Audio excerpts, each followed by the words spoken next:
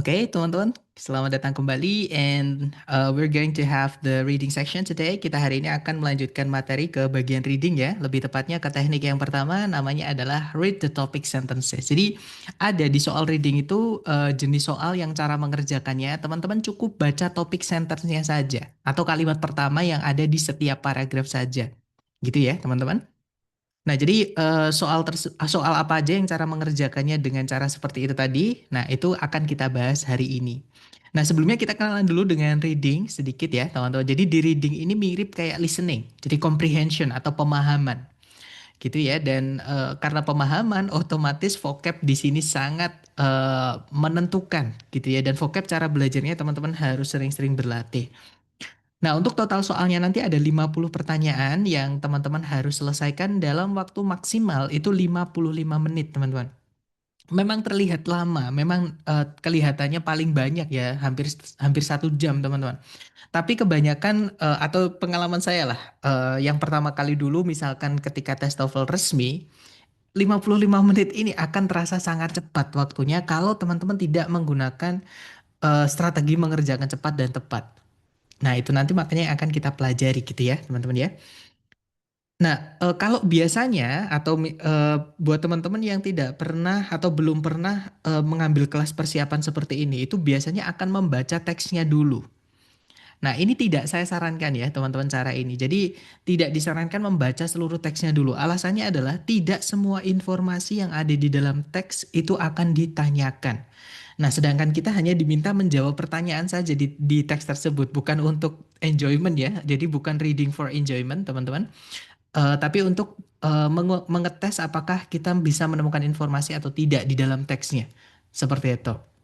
Nah, jadi tips yang dipakai untuk menghemat waktu juga, itu teman-teman baca soalnya dulu ya, kenali soalnya, menanyakan tentang apa, setelah teman-teman nanti mengetahui yang ditanyakan itu informasi mengenai apa, maka teman-teman akan menarik satu cara di antara ketiga cara yang akan kita pelajari.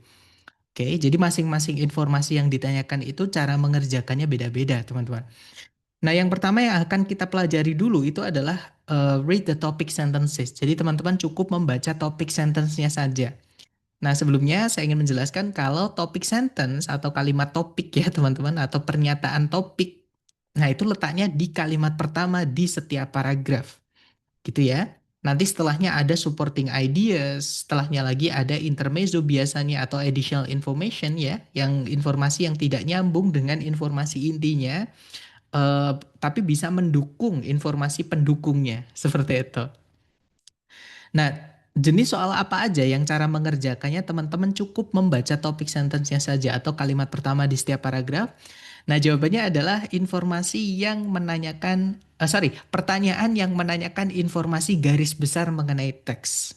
Nah, itu cara mengerjakannya teman-teman cukup baca kalimat pertama di setiap paragraf. Nah, pertanyaan yang menanyakan garis besar mengenai teks itu yang bagaimana?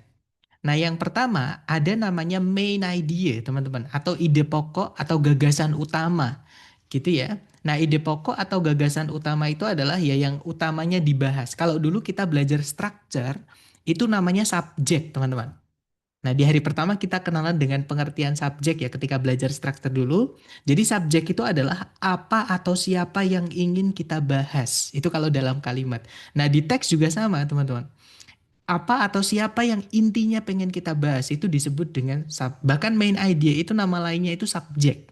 Seperti itu. Kadang disebutnya subjek, kadang disebutnya title ya, judul, kadang disebutnya topik, kadang juga topik sentence, macam-macam main discussion, primary discussion seperti itu. Nah, contoh soal main idea ini misalnya seperti ini. What is the topic of this passage? Apa sih topik dari teks ini, teman-teman? Nah, seperti yang saya sampaikan tadi, topik itu nama lain dari main idea. Yang mana ini adalah general information atau informasi garis besar mengenai teks. Nah, teman-teman jangan baca seluruh teks karena saya yakin ada beberapa teman-teman nanti yang bisa terjebak oleh informasi tambahan atau additional information ya, dan juga supporting ideas. Jadi daripada teman-teman terjebak dengan atau terdistraksi dengan itu, ditambah lagi membuang-buang waktu gitu ya, cukup baca aja kalimat intinya, yaitu di kalimat pertamanya. Nah, kebetulan di teks ini paragrafnya cuma satu, teman-teman. Sebagai contohnya ya, otomatis cukup baca satu kalimat saja yaitu kalimat pertamanya. Di situ kalimat pertama berbunyi, In the philosophy of John Dewey, a sharp distinction is made between intelligence and reasoning. Jadi dalam filosofinya John Dewey, perbedaan yang tajam atau yang nampak gitu ya teman-teman ya, itu dibuat antara kecerdasan dan kemampuan menggunakan logika. Nah, maksudnya John Dewey itu berfilsafat atau memiliki pemikiran, teman-teman, yaitu eh, kemampuan menggunakan logika dan juga kecerdasan itu dua hal yang berbeda. Nah, sekarang kita cek A, B, C, D yang mana yang mewakili informasi tersebut. Ya, yang alpha di situ berbunyi The Intelligence of John Dewey. Kecerdasan dari John Dewey, alias seberapa cerdasnya sih John Dewey itu. Bukan ya, di sini John Dewey bukan apa teman-teman ya, bukan mengumbar-ngumbar atau membicarakan tentang seberapa cerdas dirinya. Bukan, teman-teman. Tapi John Dewey itu menjelaskan tentang perbedaan antara kecerdasan dan juga kemampuan menggunakan logika seperti itu. Jadi yang alpha bukan ya. Kalau yang bravo, distinctions made by John Dewey. Kecerdasan yang dibuat oleh John Dewey. Nah, tentang apa? Nah, di sini kan kurang jelas ya, teman-teman. Alias terlalu luas lah, terlalu melebar. Sedangkan di teks itu hanya disebut a sharp distinction, tunggal, sebuah perbedaan yang tajam. Dan di sini jelas ya antara kecerdasan dan kemampuan menggunakan logika. Jadi spesifik gitu teman-teman. Sedangkan yang Bravo ini terlalu luas, dia pakai S ya, jamak. Eh, Kemudian tentang apa? Dia menimbulkan pertanyaan atau ambigu. Jadi yang Bravo bukan. Kalau yang Charlie, gagasan-gagasannya Dewey atau pemikiran-pemikirannya Dewey mengenai kemampuan untuk menggunakan logika. Nah, kalau yang Charlie ini memang ada tadi di dalam teks, teman-teman. Cuman kalau kita pilih yang Charlie, ada bagian yang kita hilangkan, ada informasi yang kita hapus, yang mana tidak bisa. Karena itu informasi yang dihapus itu juga premis mayor atau apa ya teman-teman, Eh, inti yang dibahas juga yaitu intelligence. Nah, jadi yang Charlie ini terlalu spesifik, ada bagian yang hilang, ada pecahan yang ada missing pieces di sini teman-teman, yaitu tentang intelligence ini. Jadi yang Charlie ini nggak bisa karena hanya sebagian informasi saja yang dicantumkan. Sedangkan teks ini bukan cuma sebagian tapi juga utuh gitu ya, dua-duanya ada. Kalau yang delta, bagaimana kecerdasan itu berbeda dari kemampuan menggunakan logika dalam karya-karyanya Dwi atau tulisannya Dwi. Nah, orang kan kalau memiliki pemikiran kan pasti dituangkan entah itu di lewat ujaran atau ucapan ya, kalau nggak gitu lewat tulisan, teman-teman. Nah, jadi jawaban yang tepat adalah yang delta, teman-teman. Seperti itu. Gitu ya.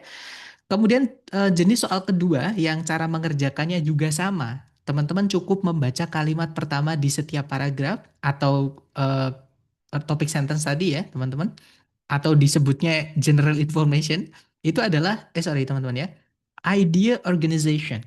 Atau organization itu pengembangan. Jadi bagaimana si penulis itu mengembangkan gagasannya, teman-teman. Atau bagaimana informasinya itu dibawakan, disajikan. Gaya gaya apa ya? Gaya pembicaraannya lah, gaya bicaranya lah. Jadi bagaimana si penulis itu membawakan informasinya atau menyajikan informasinya. Itu namanya idea organization. Kalau main idea tadi kan yang disajikan apa? Kalau idea organization, bagaimana cara penyajian si penulisnya? Gitu ya. Nah, itu adalah general information atau informasi garis besar mengenai teks, teman-teman. Nah, contoh soalnya seperti ini, sama cara mengerjakannya teman-teman baca dulu soalnya, kenali dulu soalnya, teman-teman. Nah, di sini soalnya berbunyi in this passage. Jadi di dalam teks ini, nah, karena yang ditanyakan adalah, sorry, ini soalnya tidak lengkap ya, teman-teman. Soalnya kepotong. Tapi saya jamin kalau teman-teman ngambil tes TOEFL yang resmi dari ITS, teman-teman tidak akan menemukan soal yang nggak lengkap seperti ini, yang nggak jelas seperti ini. Ya, nah karena kebetulan ini contohnya saya ambilkan dari Longpen ya, teman-teman. Karena satu-satunya buku yang menyediakan penjelasan dan paling baru di tahun 2003 ya, teman-teman, itu adalah Longman. Nah, jadi saya pakai contoh. Jadi siapa tahu nanti ketika teman-teman tes prediksi, bukan yang resmi ya, tes prediksi kok menemukan soal yang kepotong seperti ini, cara mengenalinya adalah teman-teman kenali pilihan A, B, C, D-nya juga. Gitu ya. Jadi dibaca pilihan A, B, C, D-nya juga. Di situ yang alpha berbunyi, an idea is presented and then refuted. Jadi sebuah ide atau gagasan atau informasi itu diberikan atau disajikan dan lalu dibantah. Kalau yang Bravo, sebuah konsep diikuti oleh contoh-contohnya. Jadi konsep itu kan abstrak ya, teman-teman. Kemudian diikuti contoh-contoh yang faktual, yang real life seperti itu. Kemudian yang Charlie, a cause is followed by an effect. Jadi eh, sebuah sebab ya diikuti oleh sebuah akibat. Jadi cause and effect, causality, teman-teman. Kalau yang delta, sebuah keyakinan atau kepercayaan didukung dengan alasan-alasan yang masuk logika. Nah, jadi ini menanyakan tentang bagaimana penyajian informasinya. Jadi cara si penulis itu menjabarkan informasinya itu bagaimana. Nah, itu adalah soal idea organization ini, teman-teman. Caranya sama, teman-teman cukup kenali kalimat pertama di setiap paragraf, gitu ya. Kemudian temukan hubungannya antar paragraf itu tadi hubungannya apa, cari di pilihan A, B, C, D yang mewakili.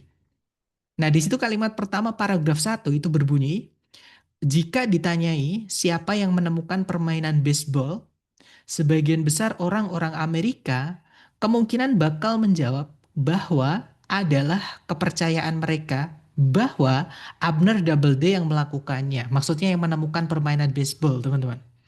Kemudian paragraf kedua, Doubleday itu diberikan kredit. Kredit itu apa ya, penghargaan atas penemuan ini itu di awal abad ke-20 ketika perusahaan pembuatan alat-alat olahraga yang namanya adalah Spalding ya teman-teman, ini kayak semacam Adidas, Nike gitu ya dan teman-temannya itu inaugurated a commission berarti memberi tugas atau memberikan tanggung jawab gitu ya untuk melakukan penelitian atau untuk meneliti pertanyaan akan atau atas ya siapa yang menemukan permainan baseball. Nah, jadi Double D ini disuruh sebuah perusahaan untuk meneliti siapa yang menemukan permainan baseball.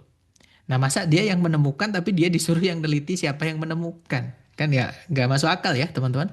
Kemudian di paragraf ketiga, hari ini, maksudnya sekarang ini, sebagian besar sejarawan olahraga itu sepakat bahwa Double D itu sebenarnya tidak memiliki hal apapun, tidak memiliki banyak hal yang dilakukan gitu. Maksudnya tidak memiliki andil apapun dengan perkembangan permainan baseball atau kemunculan permainan baseball. Nah, berarti di sini si penulis itu membantah pernyataan atau kepercayaan sebagian besar orang Amerika yang menyatakan kalau Abner Doubleday itu yang menemukan permainan baseball, teman-teman. Gitu ya. Nah, jadi jawaban yang paling mewakili atau yang paling tepat adalah yang alpha tadi. An idea is presented and then refuted. Sebuah gagasan itu disajikan dan lalu dibantah. Seperti itu. Nah, kemudian jenis soal terakhir yang cara mengerjakannya teman-teman cukup membaca kalimat pertama di setiap paragraf. Walaupun ya teman-teman, jenis soal terakhir ini saya tidak pernah menemukan di soal resmi ITS. Yang setiap bulan saya selalu tes ya teman-teman. Tapi saya nggak pernah menemukan soal-soal ini. Tapi kalau di tes prediksi ada. Nah, makanya karena lembaga nanti kan pakai longman ya tesnya teman-teman. Jadi untuk jaga-jaga siapa tahu ketika teman-teman tes nanti dari lembaga itu muncul soal ini, maka saya berikan. Nah, jenis soal terakhir yang cara mengerjakannya sama ya atau yang tergolong ke dalam general idea itu adalah tone, purpose sama course. Nah, tone ini maksudnya adalah sikap si penulis, teman-teman. Jadi kalau ada suatu fenomena atau ada topik pembicaraan atau perbincangan gitu ya yang dibahas oleh seseorang, itu biasanya tidak selalu ya, teman-teman.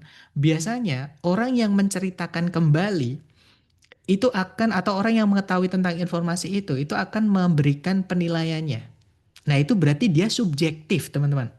Gitu ya. Nah, maksudnya subjektif itu dia memberikan penilaian dia sendiri atau personal viewpoint gitu ya. Jadi pandangannya dia terhadap topik tersebut itu namanya subjektif. Tapi ada juga orang itu yang ketika mendengarkan informasi ya menceritakan apa adanya. Jadi diceritakan kembali apa adanya, tidak di apa namanya, tidak dibumbu-bumbui perasaan dia atau pendapat dia. Nah, itu namanya objektif. Nah, jadi tone itu ada subjektif, ada objektif, teman-teman.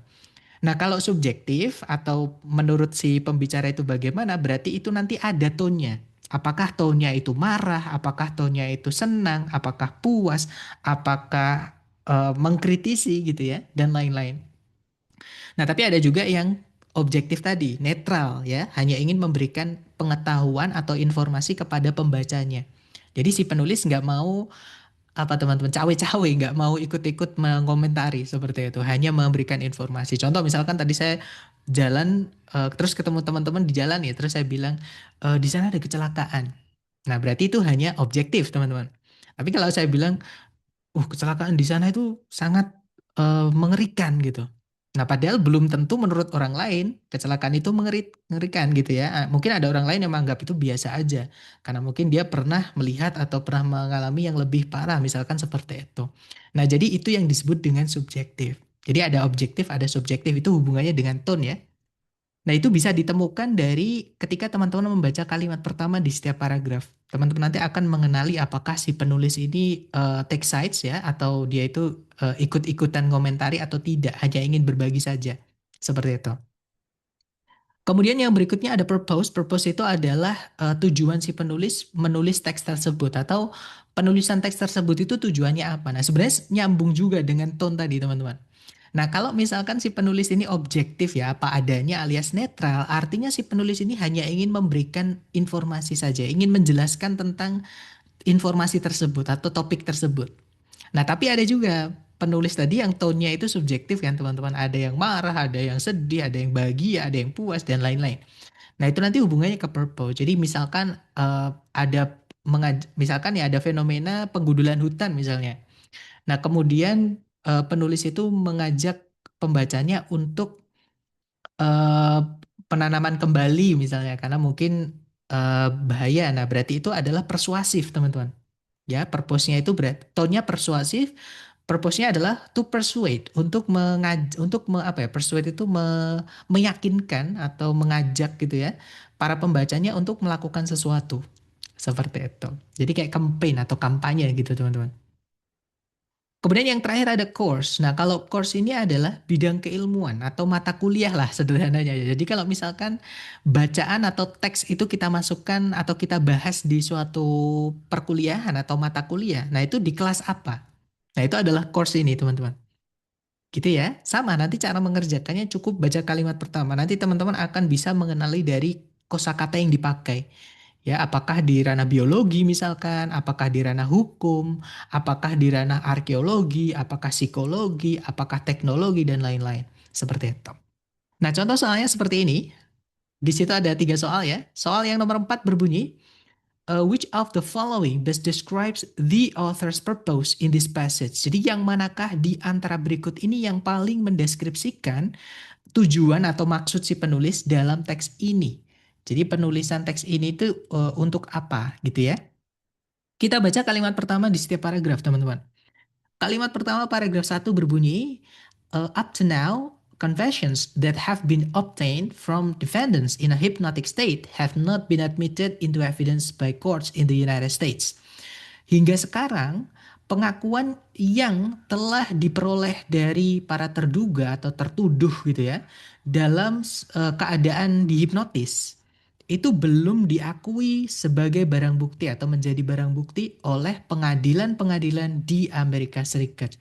Nah, intinya adalah kalau misalkan ada orang yang dihipnotis, kemudian kita hadirkan di pengadilan di Amerika Serikat, terus dia tiba-tiba mengakui sesuatu, itu nggak bisa dipercaya, itu nggak bisa dijadikan barang, sorry, bukan nggak bisa dipercaya ya, maaf teman-teman, nggak bisa dianggap sebagai atau tidak diterima lah gitu ya, sebagai barang bukti atau kesaksian.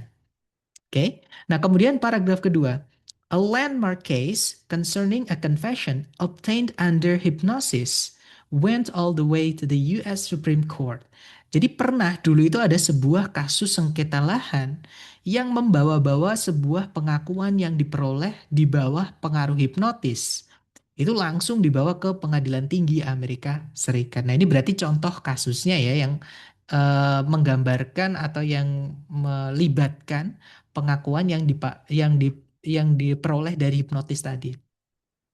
Nah, sekarang kita cek soal ABCD ya, teman-teman, yang mana yang paling mewakili. Di sini yang alpha berbunyi to explain the details of a specific court case. Hati-hati teman-teman. Di sini berbunyi untuk menjelaskan detail-detail dari suatu kasus pengadilan tertentu. Nah, memang tadi ada ya kasus pengadilan yaitu kasus sengketa lahan tadi, landmark case tadi teman-teman. Nah, cuman masalahnya adalah itu hanya sebagai contoh. Teks ini bukan ngomongin landmark case-nya, tapi ngomongin tentang confession obtained under hypnosis. Ya, yang dibahas itu itunya, pengakuannya itu. Untuk penekanan saja si penulis memberikan suatu contoh. Nah, jadi kalau kita pilih yang alpha, otomatis paragraf satu nggak kita anggap. Yang mana nggak bisa, teman-teman. Oke, jadi yang alpha nggak bisa. Kalau yang bravo, to demonstrate why confessions made under hypnosis are not reliable. Hati-hati juga, ini yang bravo ini agak agak mengecoh ya, teman-teman. Jadi yang bravo ini berbunyi, untuk menunjukkan alasan kenapa pengakuan yang didapat di bawah pengaruh hipnotis itu tidak bisa dipercaya. Nah, kalau kita pilih yang Bravo ini seolah-olah ya, teman-teman. Semua pengakuan yang didapat dari hipnotis itu tidak bisa dipercaya. Alasannya kenapa di teks ini ada. Nah, bukan ya, teks ini bukan ngomongin apakah atau mengapa pengakuan yang didapat dari hipnotis itu nggak bisa dipercaya gitu ya, atau mungkin dibuat-buat bukan itu yang dibahas. Entah itu bisa dipercaya atau tidak, kalau misalkan pengakuan itu didapat dari hipnotis tidak diakui sebagai barang bukti seperti itu. Jadi bukan masalah bisa dipercaya atau tidak gitu ya kalau di hipnotis atau pengakuan yang didapat dari hipnotis, tapi bisa nggak dijadikan barang bukti atau kesaksian di pengadilan Amerika Serikat, maaf, seperti itu teman-teman. Jadi yang Bravo ini terlalu melenceng. Kalau yang Charlie untuk mengklarifikasi atau memperjelas peran dari Supreme Court atau pengadilan tinggi. Nah, ini juga nggak ini ya teman-teman, nggak on point gitu. Jadi ini melenceng juga. Alasannya tadi karena teks ini tuh bukan ngomongin tentang peran dari pengadilan tinggi. Gitu ya, bahkan di kalimat pertama paragraf satu disebutkan by courts. Jadi oleh semua pengadilan, bukan cuma pengadilan tinggi, teman-teman. Oke, jadi yang Charlie ini terlalu apa ya, terlalu melenceng gitu. Kalau yang Delta, to explain the legal status of hypnotically induced confession. Nah, jawabannya adalah yang Delta, teman-teman. Untuk menjelaskan em, status hukum atau status legal dari pengakuan-pengakuan yang diperoleh secara hipnotis. Seperti itu. Kemudian nomor 5, di situ soalnya berbunyi, tone dari teks ini dapat dideskripsikan sebagai apa? Nah, tone tadi adalah sikap si penulis tentang topiknya ya. Tadi topiknya adalah tentang status hukumnya pengakuan yang didapat dari hipnotis di pengadilan itu bagaimana, ya kan? Nah, si penulis bagaimana menyikapi itu, teman-teman? Apakah ada dia berpendapat atau memberikan pendapatnya atau tidak? Kalau misalkan ada berarti itu tone-nya. Kalau tidak ada berarti tone-nya itu netral, alias si penulis ini hanya ingin memberikan informasi kepada pembaca atau berbagi pengetahuan lah gitu teman-teman. Nah, kita cek kalimat pertama di setiap paragraf. Kalimat pertama paragraf satu berbunyi, hingga sekarang pengakuan yang didapat secara hipnotis ya dari terduga, maksud saya dari terduga dengan cara dihipnotis itu belum diakui sebagai barang bukti oleh pengadilan-pengadilan di Amerika Serikat. Nggak ada di sini penulis menuliskan pendapatnya atau pandangannya ya, berarti masih netral. Paragraf kedua, sebuah kasus sengketa lahan yang membawa-bawa pengakuan yang didapat secara hipnotis itu langsung dibawa ke Pengadilan Tinggi Amerika Serikat. Sama di sini penulis juga nggak menunjukkan sikapnya atau pandangannya. Artinya dia hanya ingin berbagi informasi atau data apa adanya, teman-teman. Nah, jadi jawaban yang paling tepat adalah yang delta. Gitu ya, informatif. Jadi teks ini sifatnya atau tone-nya itu informatif. Seperti itu. Kemudian yang nomor 6, teks ini kemungkinan akan ditugasi atau ditugaskan dibaca di mata kuliah yang mana. Nah, kita bisa kenali dari kata-kata yang dipakai ya, teman-teman. Kalimat pertama ada kata confessions, pengakuan. Nah, tapi pengakuan kan banyak ya, bisa juga misalkan pengakuan cinta misalnya. Nah, itu kan berarti romance gitu ya. Tapi coba kita cek lagi. Nah, di situ ada defendants, terduga, terdakwa, tersangka. Saya nggak tahu bedanya. Intinya orang yang diadili lah gitu, teman-teman. Kemudian ada juga evidence, barang bukti, ada juga courts in the United States, pengadilan di Amerika Serikat. Nah, dari sini kita sudah bisa menarik kesimpulan bahwa ini adalah ranah hukum. Dan di pilihan A, B, C, D yang ada hukumnya cuma satu, teman-teman, yaitu yang alpha, American law. Jadi ngomongin tentang hukum Amerika. Seperti itu. Nah, jadi itu tadi ketiga jenis soal yang cara mengerjakannya teman-teman cukup baca kalimat pertama di setiap paragraf saja, kemudian tarik kesimpulan, hubungkan dengan pilihan A, B, C, D. Gitu ya, teman-teman. Oke, sekarang seperti biasa kita praktek ke latihan dulu ya buat teman-teman. Dicoba dulu, jangan takut salah. Di reading ini waktunya 1 menit rata-rata per soal ya, teman-teman. Waktunya di pojok kanan atas, dimulai dari sekarang. Silahkan, teman-teman.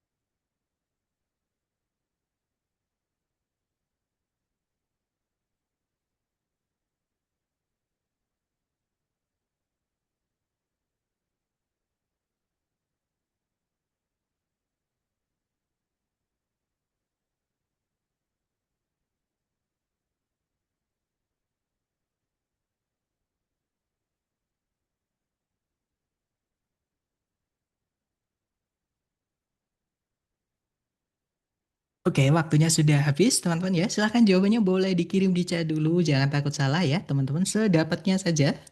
Nanti kita bahas bareng. Nah, ada jawaban nih dari Miss Ania. Jawabannya adalah Charlie. Mari kita cek bersama, teman-teman. Di sini soalnya berbunyi, the topic of this passage could best be described as. Jadi topik dari teks ini bisa bisa dideskripsikan bagaimana, teman-teman.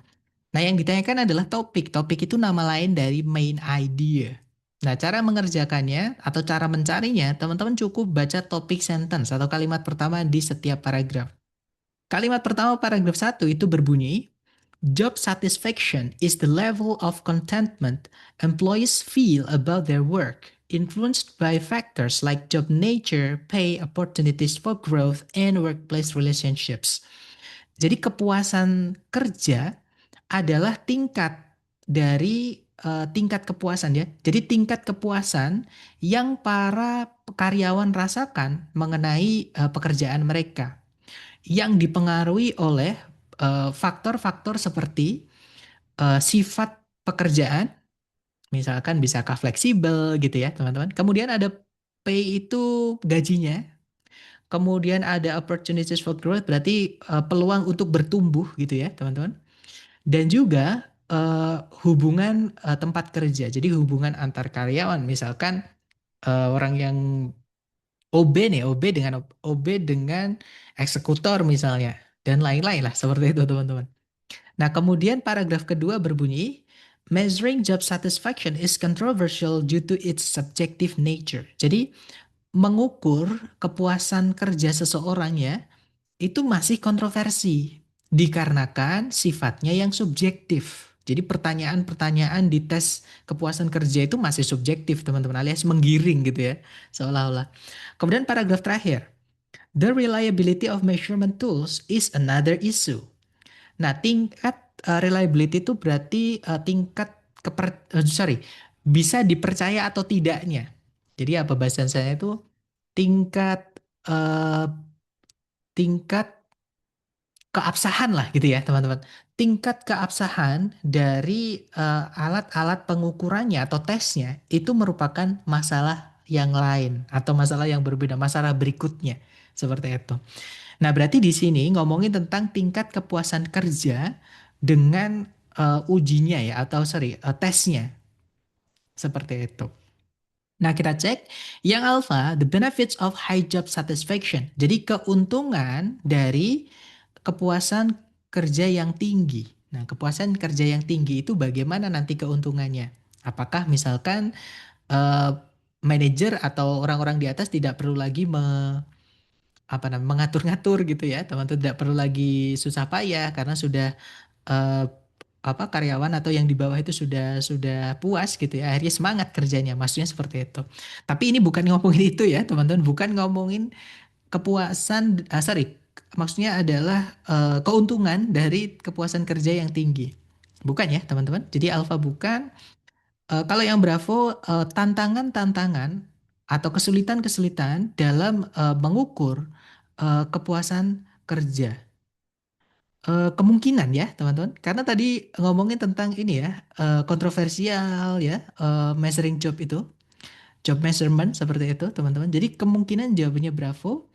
Kalau yang Charlie, alat-alat yang digunakan untuk mengukur atau instrumen gitu ya. Jadi instrumen apa aja yang dipakai untuk mengukur tingkat kepuasan kerja. Misalnya kuesioner kah atau yang lain-lain kah misalnya. Tapi di sini tadi kita tidak menemukan ya teman-teman, dan bukan itu, bukan ngomongin tentang instrumen. Jadi Charlie bukan. Kalau yang delta, dampak dari kepuasan kerja terhadap produktivitas.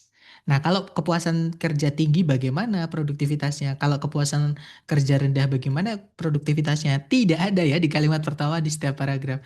Nah, jadi jawabannya bukan juga yang delta. Jadi jawabannya adalah yang bravo, teman-teman. Gitu ya, Miss. Jadi the challenges in measuring job satisfaction seperti itu. Kita lanjut lagi ke nomor berikutnya. Jangan takut salah ya, teman-teman, coba dulu 1 menit dimulai dari sekarang. Silahkan teman-teman.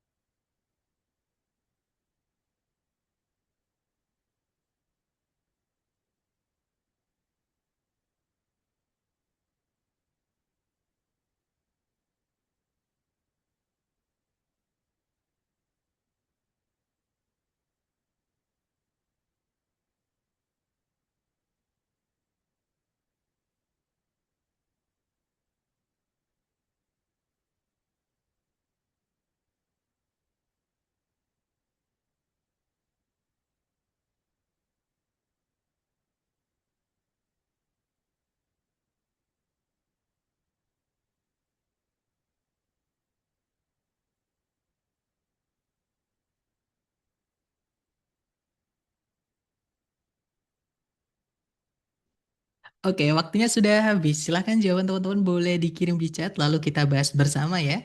Dan saya lihat ada jawaban alfa, alfa. Sepertinya teman-teman semua menjawab alfa. Oke, kita cek bareng teman-teman.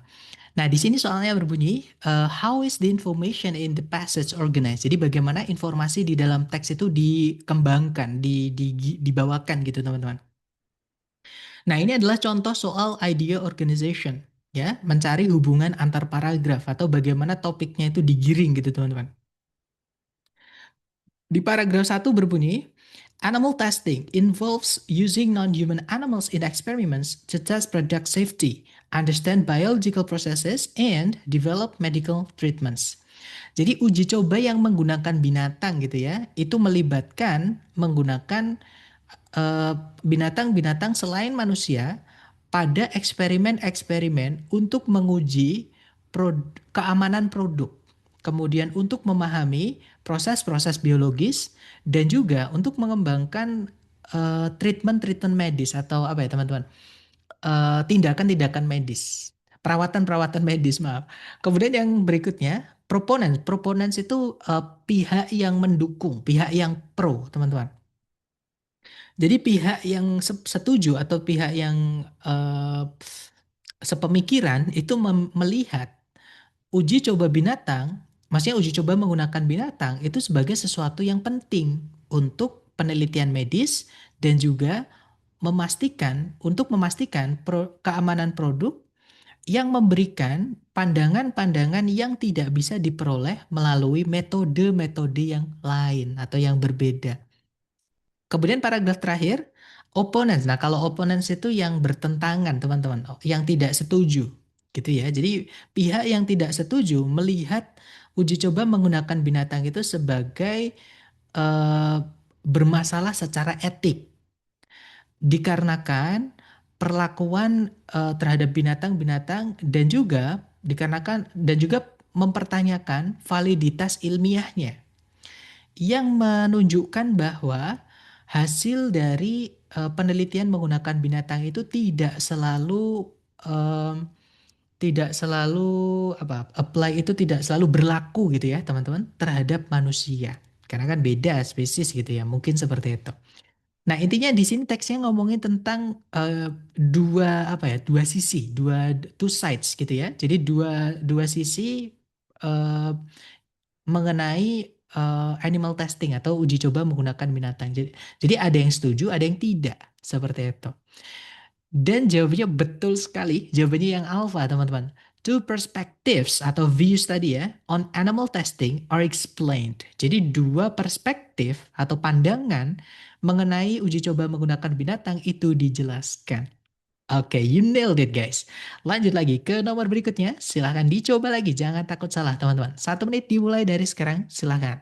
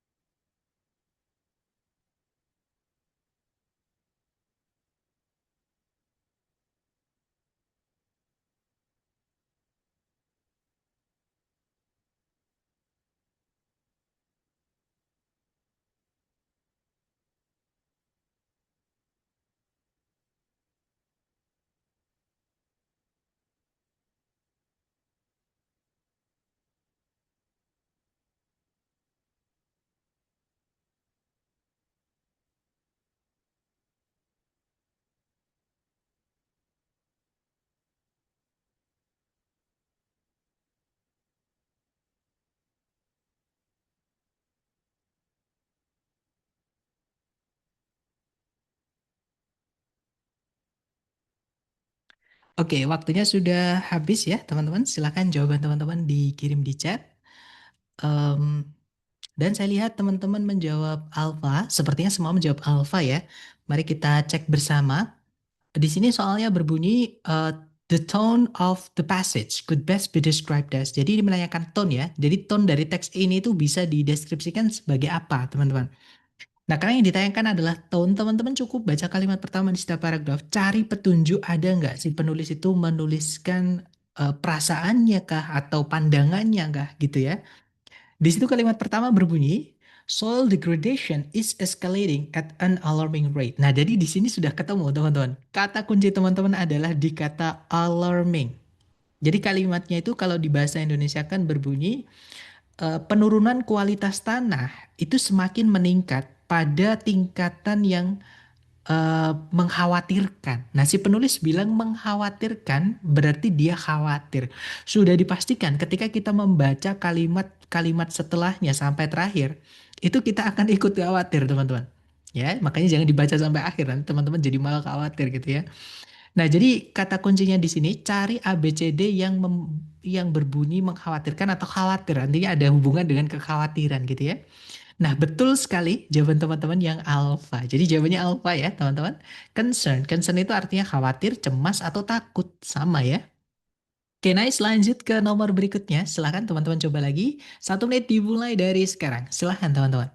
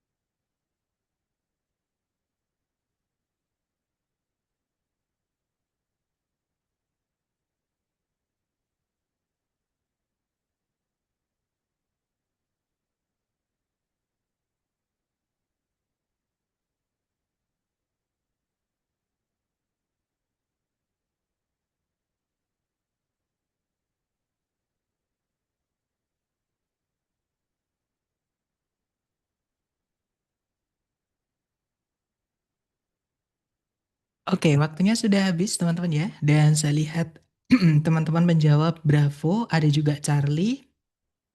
Oh, maksudnya Bravo ya, sorry. Tadi kepencet gitu ya teman-teman. Baik, mari kita cek bersama.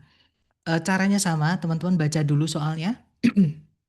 Nah, di sini soalnya berbunyi, apa yang teks ini utamanya bahas. Nah, ada mainly discuss. Berarti ini main discussion. Topik, teman-teman. Atau main idea lah, seperti itu. Cara mengerjakannya tuh cukup baca topik sentence-nya saja. Yaitu kalimat pertama di setiap paragraf. Kalimat pertama paragraf satu berbunyi, Neutron stars and pulsars are among the most intriguing objects in the universe, both originating from the remnants of massive stars that have undergone supernova explosions. Jadi bintang neutron dan juga pulsar itu berada gitu ya atau berada di antara benda-benda di alam semesta, benda-benda langit di alam semesta yang sangat yang paling menarik, maksudnya untuk dibahas, yang paling eh, ya yang paling menarik gitu ya teman-teman. Yang keduanya itu berasal dari sisa-sisa dari bintang-bintang yang besar gitu ya, yang telah mengalami ledakan supernova. Jadi bintang itu kalau sudah berumur tua dan mati, dia meledak teman-teman. Nah itu namanya supernova. Nah kemudian paragraf berikutnya berbunyi, nah sebelumnya ini gini ya teman, ini saya ingin menjelaskan kepada teman-teman. Biasanya ketika teman-teman menemukan ada compare and contrast seperti ini, teks yang membedakan atau menyebutkan kesamaan atau perbedaan tentang sesuatu ya, itu di paragraf pertama itu langsung dibahas satu faktornya. Yaitu di situ kalau teman-teman baca kalimat dua itu neutron stars are incredibly dense, maaf. Jadi bintang neutron itu dibahas di paragraf satu teman-teman. Makanya di paragraf kedua itu lanjutannya, ya, yaitu satunya yang ngomongin tentang pulsar. Nah, pulsar sejenis bintang neutron yang spesifik atau yang khusus atau tertentu gitu ya. Jadi intinya adalah pulsar itu juga bintang neutron, teman-teman. Cuman dia bintang neutron yang memiliki karakteristik khusus seperti itu. Jadi dibedakan oleh putarannya yang sangat cepat dan juga pancaran apa beams itu ledakan cahaya gitu ya. Pancaran ledakan cahaya dari radiasi elektromagnetnya dari kutub-kutub magnetnya. Jadi kedua kutub magnetnya seperti itu. Jadi kalau pulsar itu ada ledakan cahaya radiasi elektromagnet gitu ya. Sedangkan kalau neutron star berarti tidak punya gitu teman-teman. Kemudian paragraf terakhir, di balik perbedaan mereka atau di samping perbedaan-perbedaan mereka, bintang neutron dan juga pulsar itu memiliki beberapa kesamaan. Berarti paragraf terakhir ngomongin persamaannya. Nah, jadi kedua atau seluruh teks ini ngomongin tentang neutron sama pulsar, karakteristiknya ya, teman-teman, entah itu yang perbedaannya atau persamaannya. Seperti itu. Kita cek yang alfa, perbedaan-perbedaan antara bintang dan supernova. Nah, kalau teman-teman menjawab yang alfa, paragraf ketiga berarti nggak dianggap dong. Yang mana nggak bisa, teman-teman. Gitu ya. Jadi yang alfa terlalu sempit gitu ya.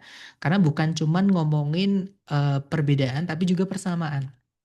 Kalau yang Bravo, karakteristik dan juga pembentukan dari bintang neutron dan juga pulsar. Nah, mungkin karakteristiknya yang dapat ya, teman-teman. Kalau pembentukannya tadi kayaknya di kalimat pertama setiap paragraf nggak ada, tapi mungkin di kalimat-kalimat setelahnya ada. Yang ada cuma karakteristiknya tadi, teman-teman. Jadi ciri-cirinya. Tapi coba kita cek dulu yang lain.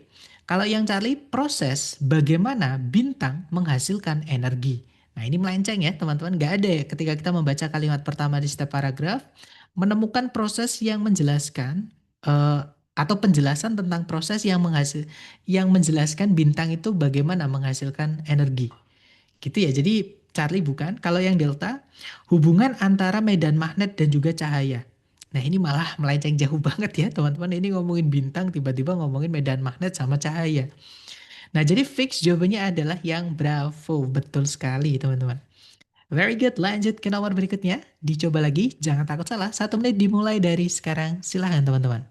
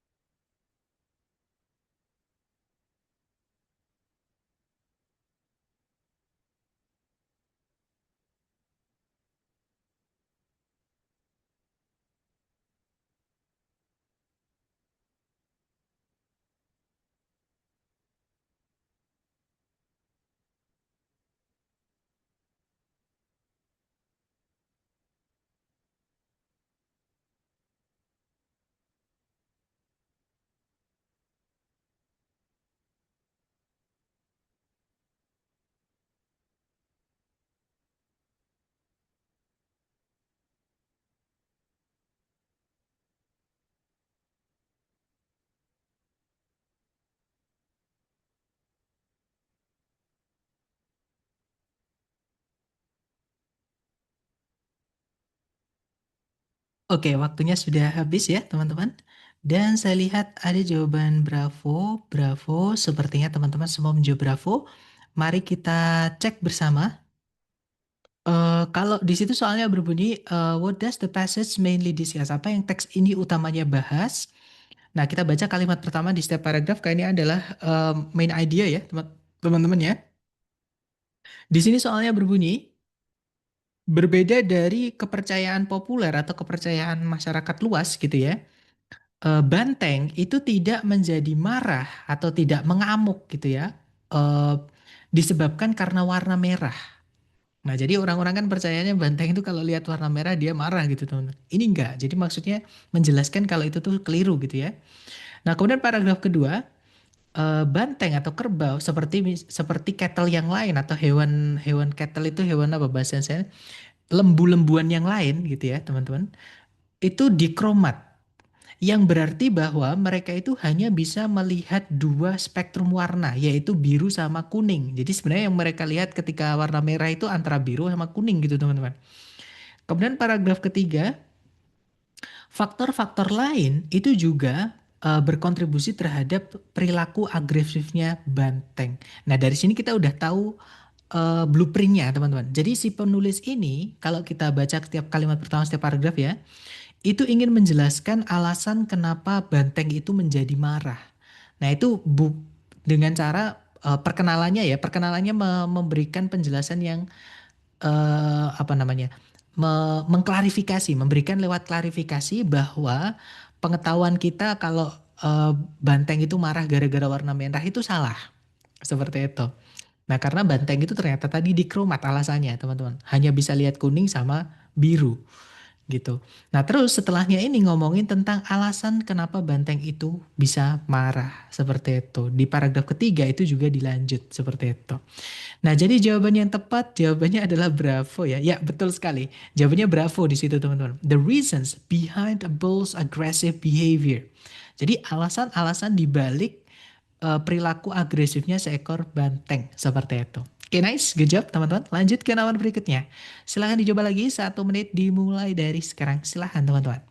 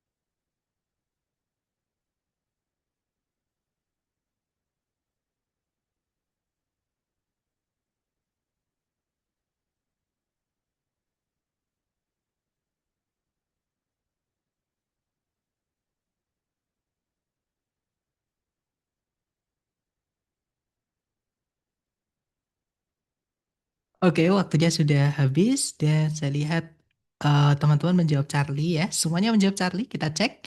Di sini soalnya berbunyi the main point of the passage is to. Nah, main point itu artinya ada dua ya, teman-teman ya. Bisa maksud atau tujuan dan juga bisa main idea atau gagasan utama. Tapi sebenarnya nyambung ya sama-sama teman-teman. Karena untuk mengetahui maksud ya kita harus tahu gagasan utamanya seperti itu. Nah, kita baca kalimat pertama di setiap paragraf. Kalimat pertama paragraf satu berbunyi, nah ini pendek ya, maka teman-teman baca semuanya nggak ada masalah teman-teman. Di situ kalimatnya berbunyi, proses desalinasi alami adalah sesuatu yang banyak orang mungkin tidak pahami sepenuhnya.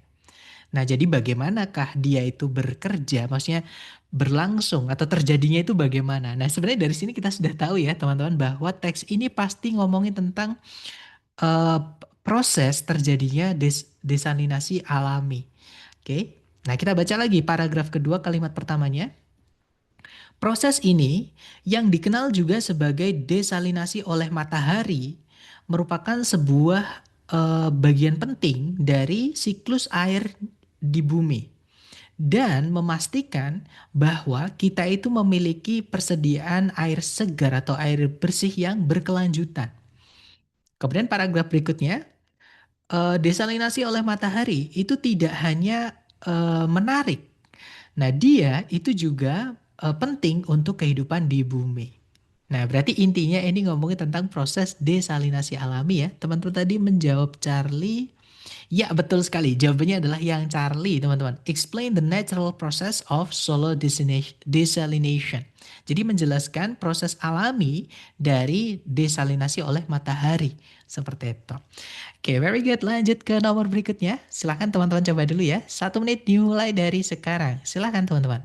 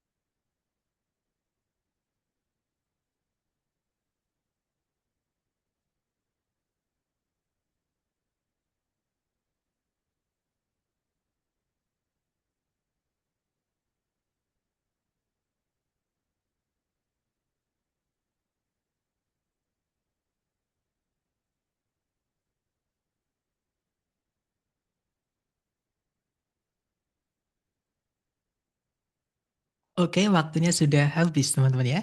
Dan saya lihat teman-teman menjawab bravo, bravo. Sepertinya semua menjawab bravo. Mari kita cek bersama. Di sini soalnya berbunyi, what does the passage mainly discuss? Apa yang utamanya teks ini bahas? Nah, berarti ngomongin main discussion atau topic sentence ya, teman-teman ya. Sorry, main idea maksud saya. Nah, teman-teman cukup baca topic sentences saja ya di kalimat pertama di setiap paragraf. Kalimat pertama paragraf 1 berbunyi, proses untuk menyiapkan bahan untuk membuat kain sutra merupakan sebuah kerajinan, maksudnya sebuah apa teman-teman?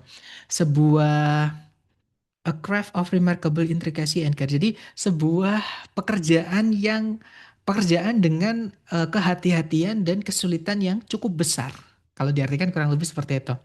Kemudian paragraf kedua, memanen kukun itu kepompong, memanen kepompong ulat sutra adalah sebuah tugas yang menguras banyak tenaga gitu ya atau memerlukan banyak tenaga yang membutuhkan timing atau perencanaan waktu yang sangat hati-hati. Jadi waktunya itu harus tepat gitu teman-teman. Kemudian paragraf ketiga, penyiapan atau persiapan dari benang sutra itu pun memerlukan unwind itu penguraian gitu teman-teman. Jadi penguraian yang sangat hati-hati dari serat-serat dari kepompong-kepompong tadi. Kemudian yang terakhir, faktor-faktor lingkungan dan juga teknik yang digunakan selama setiap tahapan dari penyiapan sutra tadi, proses penyiapan sutra tadi itu dapat sangat mempengaruhi hasilnya. Nah, intinya di sini ngomongin kalau mempersiapkan eh, benang sutra bahkan supaya jadi kain sutra gitu ya, itu merupakan pekerjaan yang berat gitu teman-teman. Mungkin karena itu juga dia mahal gitu ya. Nah, jadi jawaban yang paling tepat tadi teman-teman menjawab bravo. Ya, betul sekali. Jawabannya adalah yang bravo ya, teman-teman. The intricate process of producing silk. Jadi, proses yang intricate, yang rumit gitu ya, dari atau untuk menghasilkan sutra atau kain sutra. Kalau yang Charlie itu hati-hati, teman-teman. Tantangan atau kesulitan dalam beternak gitu ya, beternak ulat sutra. Nah, ini beternak ulat sutranya. Sedangkan di sini tadi pembuatan kain sutranya. Jadi kan melenceng teman-teman, beda gitu ya. Jadi betul sekali jawabannya yang bravo. Perfect. Lanjut ke nomor berikutnya. Nah, ternyata sudah habis teman-teman. Kurang lebih untuk reading part A, sorry bukan part A, maaf teman-teman. Teknik reading bagian pertama ya yang kita pelajari dulu. adalah cukup membaca kalimat pertama di setiap paragraf dan teman-teman gunakan teknik ini untuk menghemat waktu ketika teman-teman menemukan soal di reading yang menanyakan garis besar mengenai teks atau soal-soal yang menanyakan informasi secara permukaan, surface gitu teman-teman. Yaitu main idea, kemudian idea organization, tone, purpose, sama course. Nah berikutnya besok ya, insya Allah teman-teman kita akan belajar eh, teknik yang terakhir ada dua besok. Ya, scan dan skim sama menarik kesimpulan. Gitu ya. Nah, sambil saya absen seperti biasa, siapa tahu teman-teman ada yang ingin bertanya, silahkan boleh di-unmute, teman-teman. Jangan sungkan-sungkan ya. Silahkan teman-teman.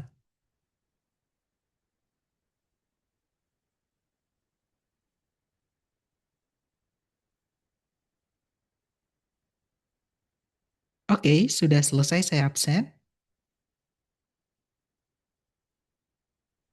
Sepertinya masih aman ya. Nah, saya harap untuk karena reading ini memang eh, syaratnya di vocab ya, teman-teman. Semakin banyak vocab teman-teman, akan semakin mudah teman-teman mengerjakan reading dan menggunakan teknik yang kita pelajari hari ini.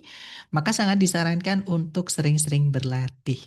Oke, terima kasih teman-teman atas perhatian dan juga keaktifan teman-teman hari ini. Semoga yang kita pelajari bermanfaat and I'll see you in the next one. The last I say, Assalamualaikum warahmatullahi wabarakatuh and have a good night guys. See you.